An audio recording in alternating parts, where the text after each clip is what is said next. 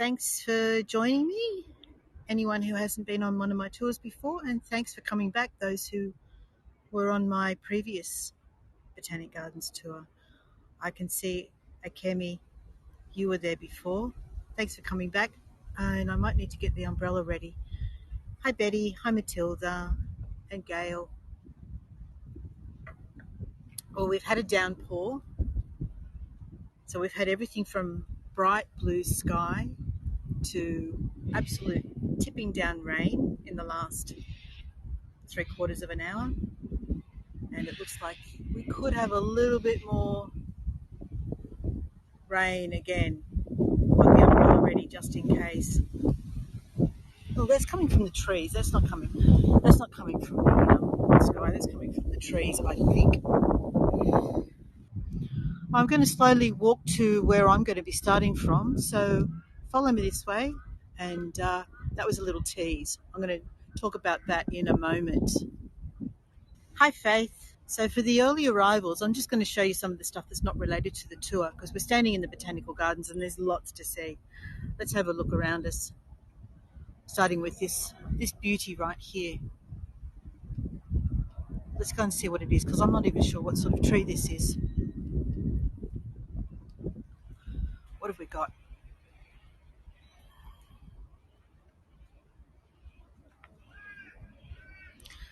It's called a black bouillon or blackjack, and from Queensland and New South Wales.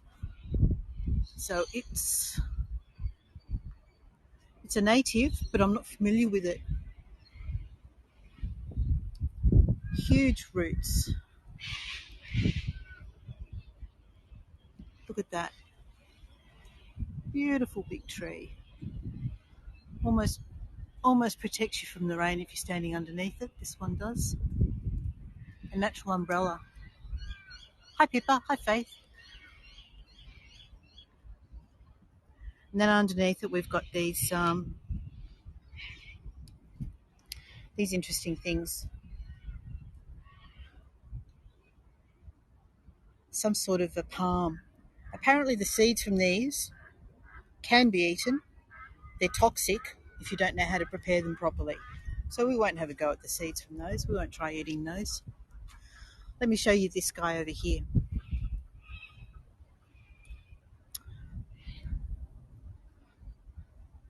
Go and see the echidna.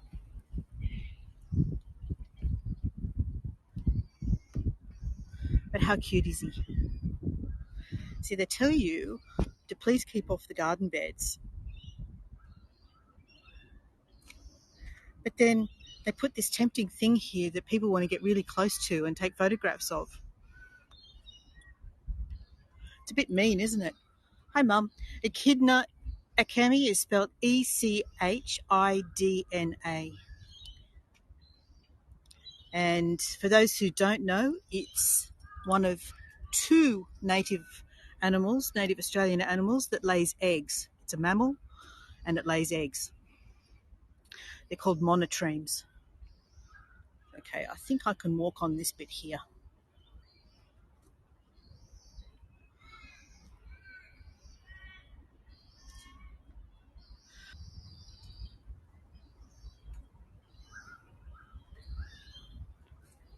Here, look at the ants. The ants coming out of the ground here. The echidna's favourite food. And he's planted up with, I think they're aloe. These spiky things. All right.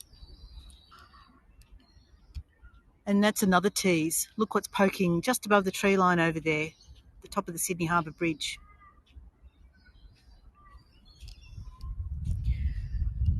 So we'll get close to where we're going to start from.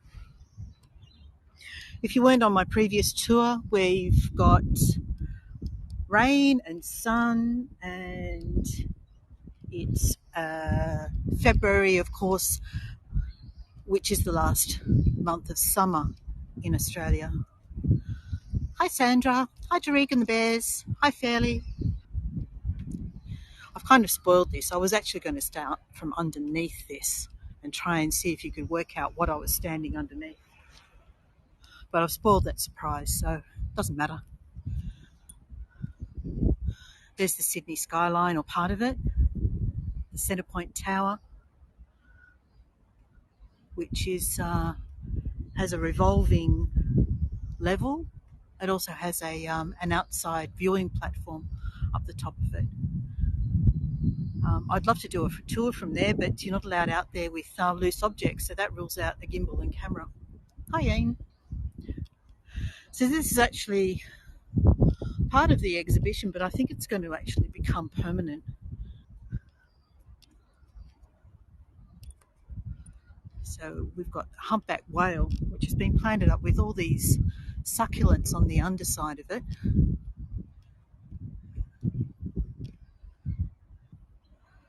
To almost look like the barnacles that a humpback whale would have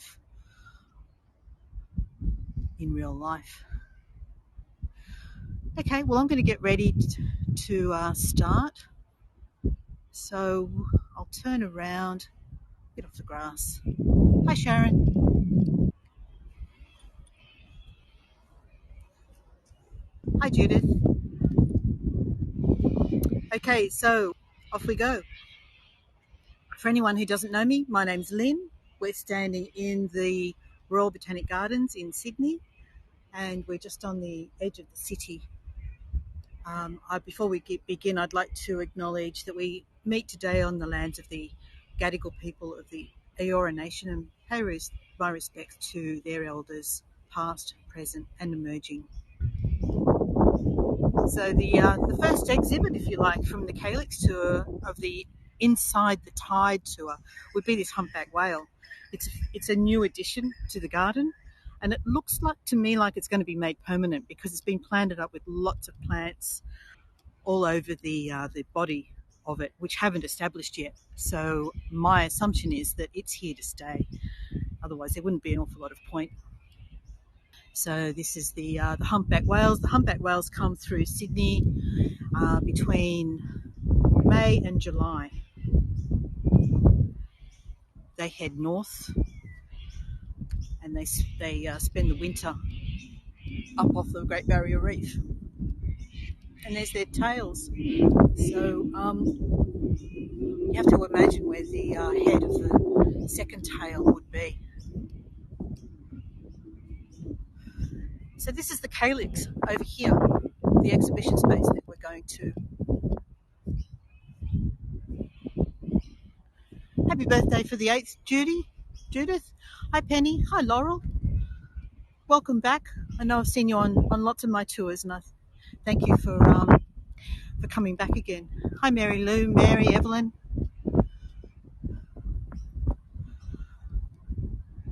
So the Calyx is an exhibition space that was opened in 2016 to celebrate the 200th birthday anniversary of the Royal Botanic Gardens. Hi, Michael. It can also be hired as an event space. I've seen pictures of bridal parties in that centre island over there. You have to imagine the smell right here at the moment because I'm walking past lots of gardenias. Now these are really, really interesting plants. I have no idea what they're called, but there's one up here with a lovely purple flower. So that's why I decided to come this way.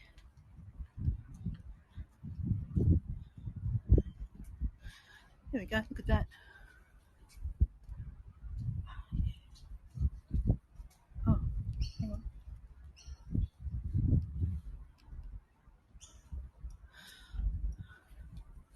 So we're going to go in here. I've already signed in. I don't know if this is still common in other countries, but in Australia we have to check in to public locations by scanning a QR code, and that registers you as being at this location in case a case of COVID crops up at the same time. This little bird here in the middle, it's a magpie lark. You might not be able to see him, he's a little bit far away. Amy, it bucketed down.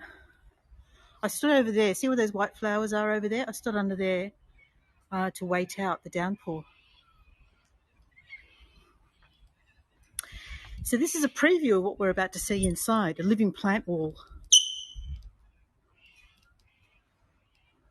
I won't stop too long here because we're going to see the real thing in a moment. Morning. Good morning. I'll just get you to sign in, folks. I've already signed in, and all right. So here we go. Coming to? Yes, please come on. Are you coming to see our exhibition? We are indeed. Okay, so there's 20,000 plants inside. It's about the seabeds of the Earth's oceans. How important it is for them to be healthy. We're just entry by donation, folks. We're a not-for-profit organisation. We can do card type if it's easier. Can I get a postcode off you? 2140. This lady's just asking us lots of questions. I'll have a quick pan around the gift shop while that's being sorted out. There should be coins.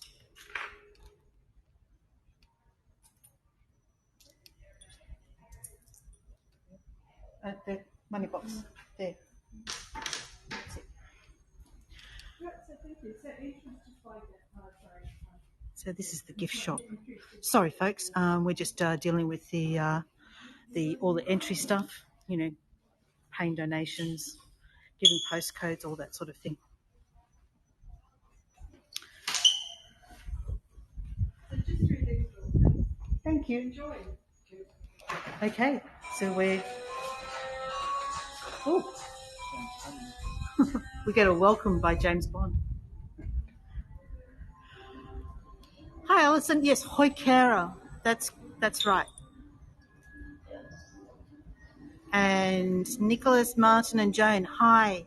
So here we are inside the Calyx, and the theme of the exhibition is Inside the Tide. So what we're seeing here is artistic interpretation of aspects of the sea, and using recycled materials. There have been contributions by art schools, galleries, and children have all been involved in creating the elements that are on display here, as well as the botanical elements as well. And some, as we walk through, you'll see that some of the displays are plants mimicking sea life. So here we have, this represents the kelp.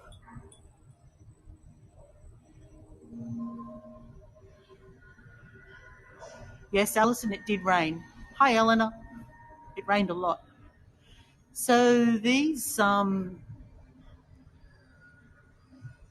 suspended interpretations of kelp, if you like, are made out of old climbing rope, covered in wire and cloth, and then dyed or painted to look like sea grasses, seaweeds.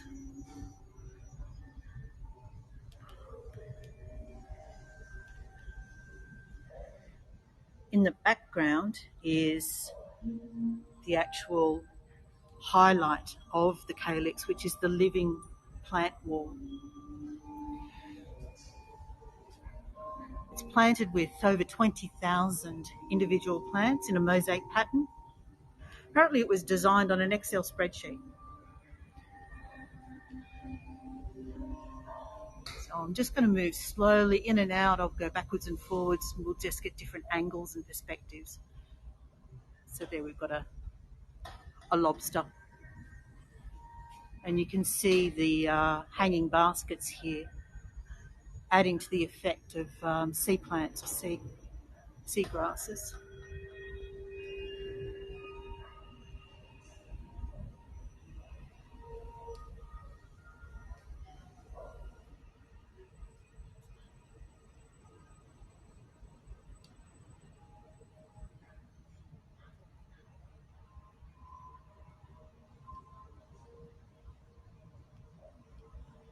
In over there, in behind, is more of the plant wall, the living wall.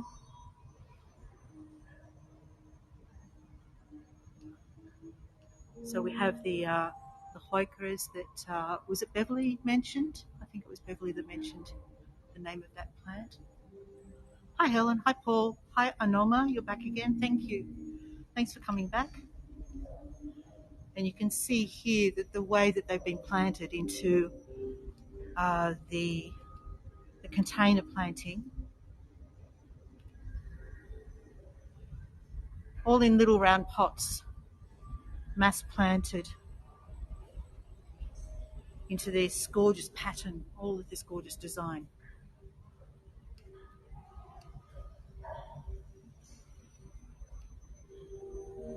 And it goes all the way along. Let's do a slow pan along. It's all the way along.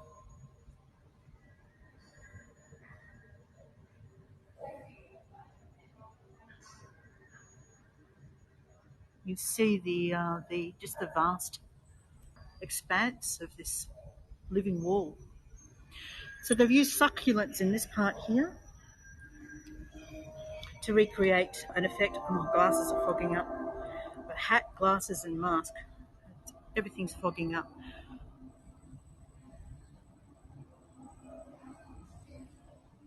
So to create the look of the corals on the sea floor. So we have some interpretation here. If you need to, you can take a postcard of this one that tells you about the kelp forest and its contribution to the overall landscape of the sea, undersea environment.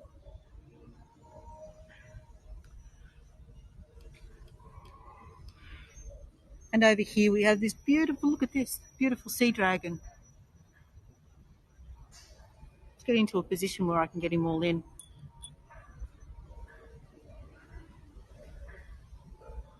Okay, I'm trying to avoid getting that blue at the top. Although you can crop it, of course, yourself. There we go. I think it's called a leafy sea dragon, but we'll find out for sure in a moment.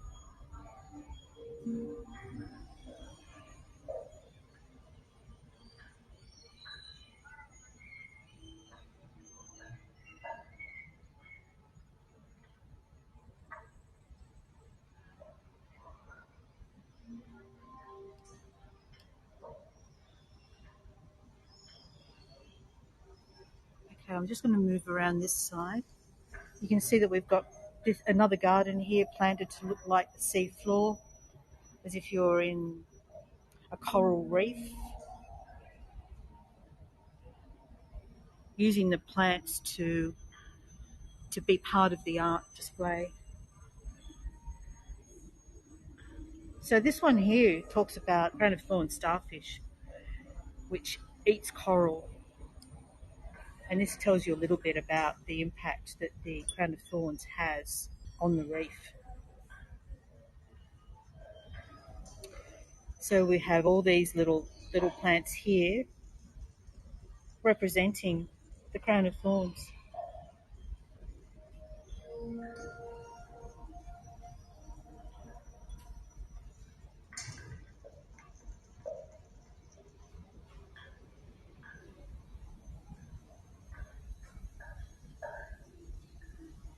Okay, this is a really good angle for the back wall.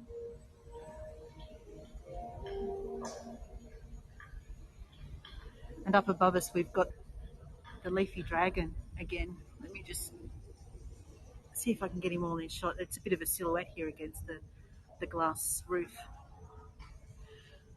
If you'd like to know more about the leafy sea dragon,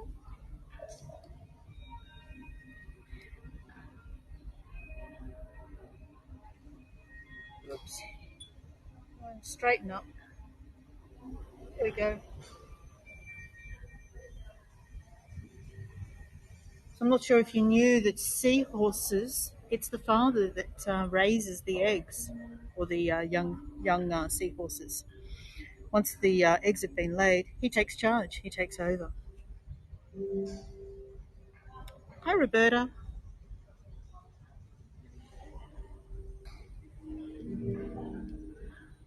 So looking along the living garden, the living wall.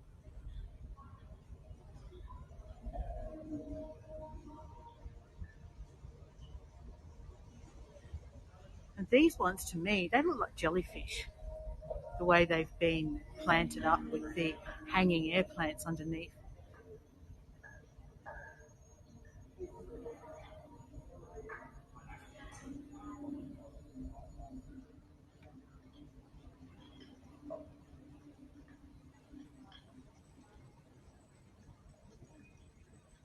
And so the second garden is talking about the coral reef.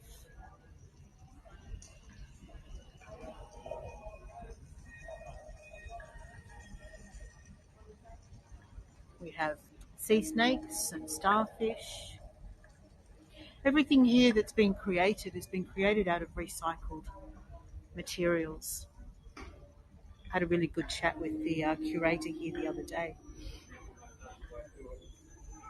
And when we see the shark in a moment, you'll see that it's been made out of old wetsuits.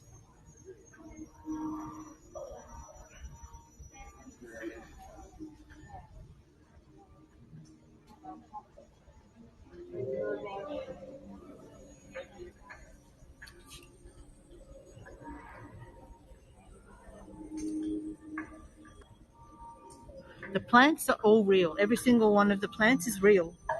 It's only the artworks and the rocks. The rocks have been painted, but the plants are real.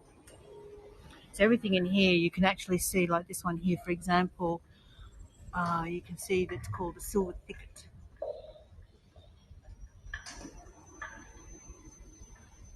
And in amongst it we've got, I think they're pufferfish, with the little spike on top. Look at this one here. This is gorgeous. Love this. Just a beautiful little plant.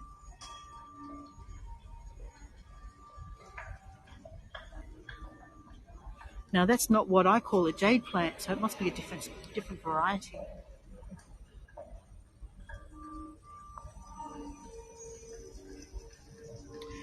And then they've used this big ball cactus to be the brain coral.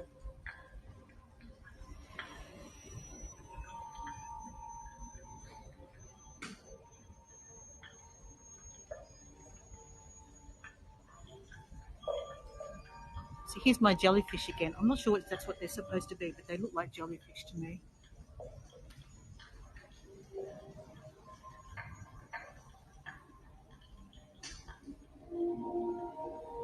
All against this magnificent backdrop, the living wall of the Calyx. Hi Nita, hi Mark. Thanks for coming along. I'm trying to find out the name of this succulent here. We saw it a little earlier in the succulent garden. Okay, it's a Uruguayan cardon, and it's in flower. Has a flower spike on it.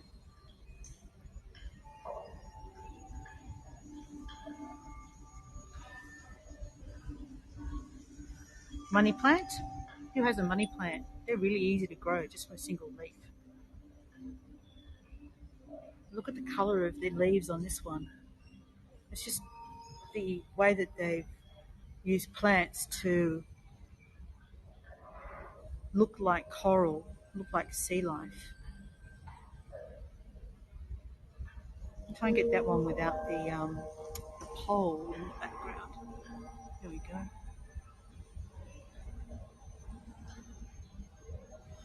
And then this is that Madagascan one that we saw in the succulent garden earlier. You can get really close to it here. Which one do you have, Beverly? The yellow leaf one. There's so many different colours. They're just amazing to use for this effect, aren't they? Look at that. I'll be expecting big things from you, Beverly. This is a project for you now. You need to go and get your hoikeras and start making art with them. And here we have the shark alongside a cormorant and a blue-ringed octopus. A blue-ringed octopus is not your friend.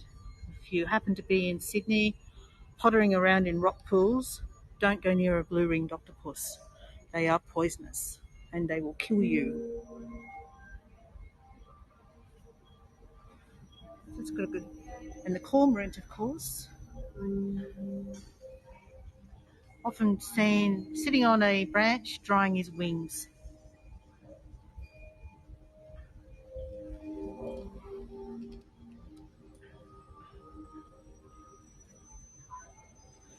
So what we have arrived in, according to the legend, is Act 3, the coastal zone, and we are talking about seagrasses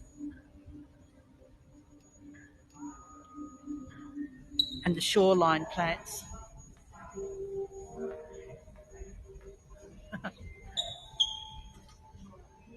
So this is where the kids can have fun with the shark.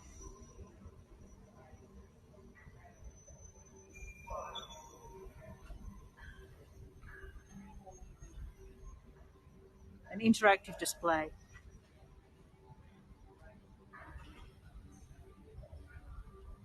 Hi, Noonie. Yes, that's what I was referring to. That's my husband. Hi, Katie. So you can see that it's been made out of old wetsuits.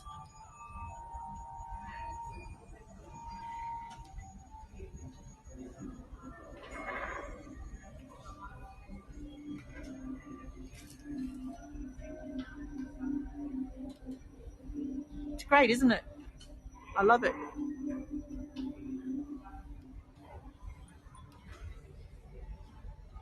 Next to the blue-ringed octopus, and then we have starfish in the tidal pools. There's actually little fish in there. Teeny tiny little fish.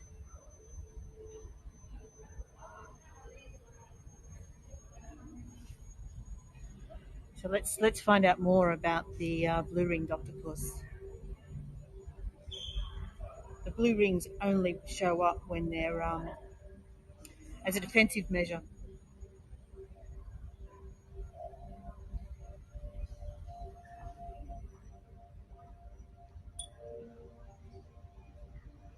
And finishing off with these yuccas, I think they are in the background.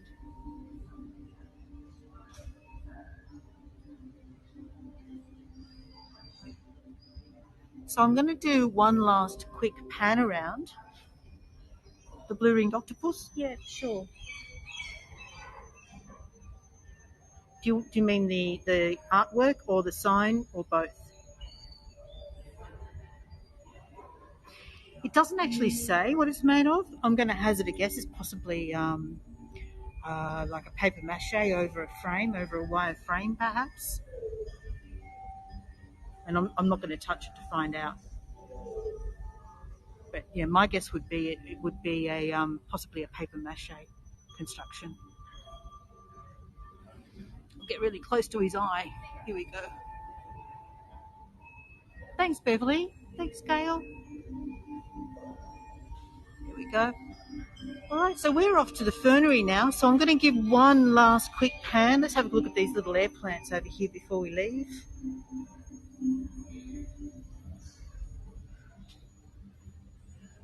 And we'll do one last quick pan around before we leave the Calyx and head down to the fernery. What did you think of it, though? It's pretty amazing, isn't it? I missed that one there. That's the school of fish up there. So it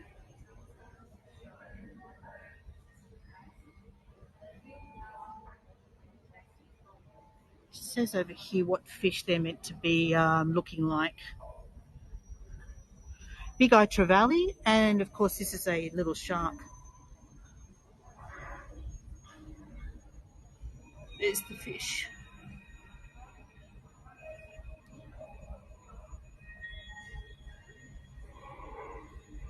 And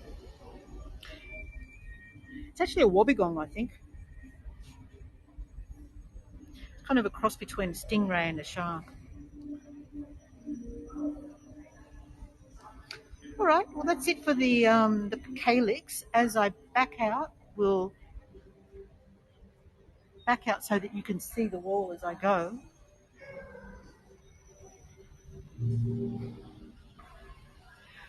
Yeah, it is, isn't it, Tina? I absolutely agree with you. It's absolutely beautiful the way that they've laid this out. A real work of art. All right, so let's go head towards the fernery. We've got a little walk through a rainforest to